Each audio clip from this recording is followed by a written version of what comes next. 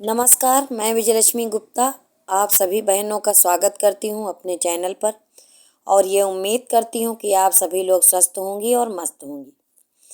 महत्वपूर्ण चर्चा करेंगे मुख्य सेविका भर्ती को लेकर के। जैसे जैसे भर्ती में डीवी रिजल्ट में देरी हो रही है और कोर्ट में स्टे लगा हुआ है, इसीलिए देरी हो रही है, तो नए नए मुद्दे निकल करके सामने आ रहे हैं। बताने की आवश्यकता नहीं है, जो भी बहनें इस भर्ती से जुड़ी हुई हैं, जब वो सुबह सो करके उठती हैं तो कोई नया मुद्दा निकल आता है।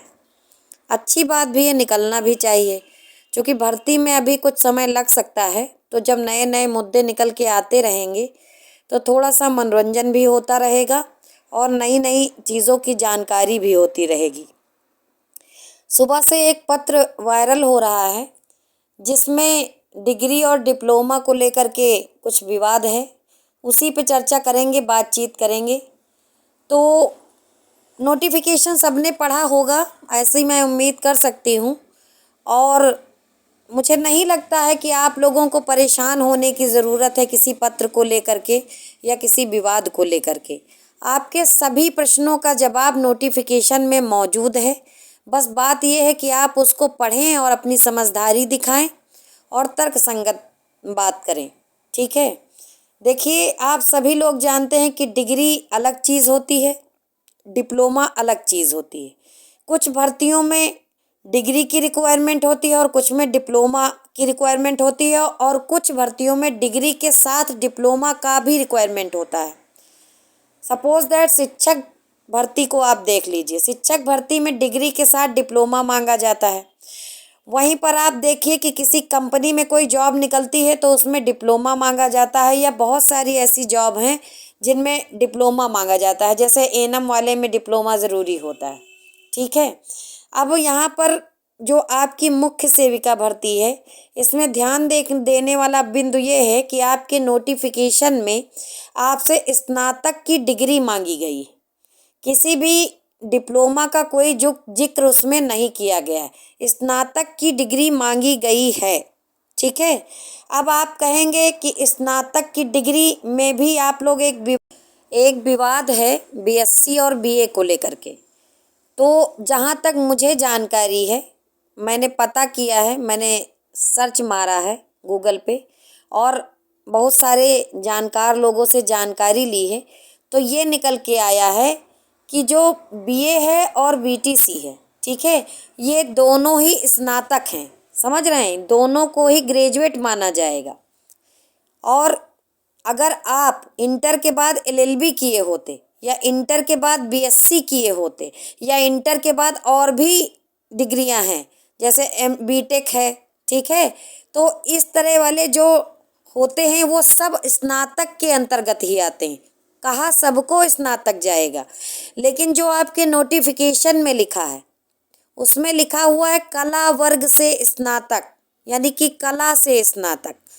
तो आप जान रहे हैं कि स्नातक तो बीएससी वाला भी है और स्नातक तो बीए वाला भी है। तो ये दोनों लोग कहे तो स्नातक जाएंगे, लेकिन दोनों लोगों की स्ट्रीम अलग अलग है, शाखाएं अलग अलग हैं। यानी कि स्नातक दोनों लोग हैं, लेकिन एक कला वर्ग है और एक साइंस वर्ग है। अगर एग्जाम्पल लिया जाए एएनएम वाली भर्ती का, जिस प्रकार एएनएम में केवल बीएससी वाले जा सकते हैं, बीए होम साइंस वाले नहीं जा सकते हैं, ऐसे भी इसमें होना चाहिए। देखिए, होना चाहिए वाली बात मैं कर रही हूँ, मैं ये नहीं कह रही हूँ कि बीएससी बाहर है। आपके नोटिफिकेशन में एक चीज़ बहुत अच्छी लिखी हुई है, आयोग ने लिख रखा है कि अर्हता को लेकर के कोई भी अगर डिसाइड कर सकता है या कोई निर्णय होगा अंतिम, तो वो आयोग का होगा। बात समझ रही हैं? अर्हता ना तो आईसीडीएस विभाग तय करेगा, ना ही यूपी गवर्नमेंट तय करेगी। अर्हता यूपी ट्रिपल एससी को, यानी कि नियोक्ता को तय करनी है, और वो ही करेगा। नोटिफिकेशन में ये बात साफ साफ लिखी हुई है। इसके बावजूद ना तो कोई नोटिफिकेशन पढ़ना चाहता है, और जिसने पढ़ भी लिया है वो उनमें लिखी हुई बातों को मानना नहीं चाहता है। उसका कारण ये है कि आज से लगभग 1.5 साल पहले, यानी कि 3 अगस्त 2022 को जब आयोग के द्वारा नोटिफिकेशन जारी हुआ, तो आप लोग जो है यूट्यूब के सहारे से, क्योंकि बताया गया कि फला फला वैकेंसी निकली है फला फला सब्जेक्ट को लेकर के, तो सबने आनन फानन में फॉर्म भर दिया। फॉर्म भरने के बाद पढ़ाई शुरू कर दी। किसी ने आहारता की तरफ ध्यान ही नहीं दिया कि नोटिफिकेशन में लिखा क्या है। ना तब ध्यान दिया, ना अब ध्यान दे रहे हैं और ना आगे ध्यान देंगे, क्योंकि अब बात नौकरी की है। तो जितने भी लोग हैं 1.5 साल खर्च किए हैं, सब लोग अपने अपने तरीके से इस भर्ती में इन हो जाना चाहते हैं, अपने अपने तरीके से। यानी कि सभी लोग अपने हिसाब से नियम बनाना चाहते हैं। जैसे कि जब नोटिफिकेशन आया था तो कुछ जागरूक लड़कियां थी जिनको पता था कि कहीं ना कहीं पर बीएससी हो सकता है, बाहर है, तो वो इसके लिए आयोग में धरना प्रदर्शन भी की।